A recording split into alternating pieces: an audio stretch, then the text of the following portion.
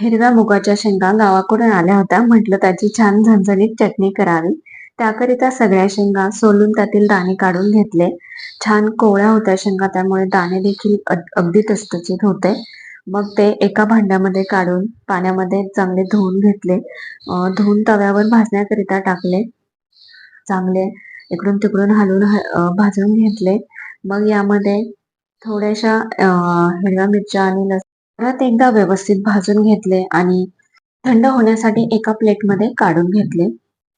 दाणे थंड झाल्यानंतर मिक्सर बाउलमध्ये टाकून चांगलं 2 वेळा मध्यम फिरवून घेतले. त्यानंतर तव्यावर 2 चमचे तेल टाकले. वाटलेलं मिश्रण टाकून दिलं. चवीनुसार मीठ टाकून द्यायचं आणि चांगलं हलवून घ्यायचं. चांगली खमंग चटपटीत चटणी भाजून घ्यायची. इथे आपली खमंग चटपटीत मुगाची चटणी तयार. याआधी कधी खाल्ली आहे का? कमेंटमध्ये सांगा. व्हिडिओ आवडल्यास लाईक करा.